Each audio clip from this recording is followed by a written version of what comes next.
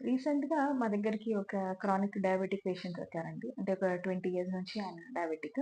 So, allopathy medicines వేసుకుంటున్నారు. ఆయనకు ఎటువంటి ఇబ్బంది లేదు. అయినా గాని ఆయుర్వేదిక్‌కి షిఫ్ట్ అవుదామన్న ఒక ఉద్దేశ్యంలో ఆయన రావడం జరిగింది.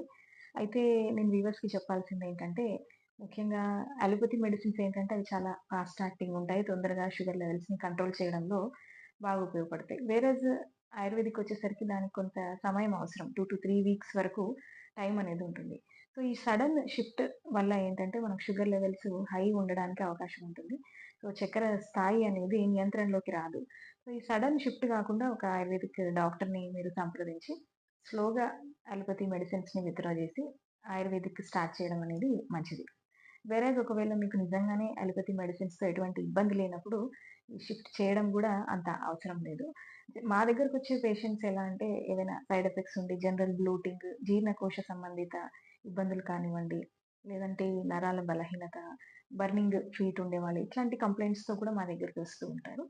సో, ఏదైతే చక్కెరకు వాడే మెడిసిన్ ఉంటుందో, అది అలాగే ఉంచి దాంతో పాటుగా మేము ఆయుర్వేదిక్ సప్లిమెంట్ ఇవ్వడం అనేది గూడా ఒక పద్ధతిగా ఇక్కడ జరుగుతుందనమాట. సో, ఈ సడెన్ షిఫ్ట్ కంటే గూడా మీకు నియంత్రణలో ఉండేది ఉంచేటువంటి మెడిసిన్ ఏదైనా కానివ్వండి, దాన్ని కంటిన్యూ చేయడమే మంచిది. మీకెటువంటి ఇబ్బంది లేనప్పుడు అదే బెటర్.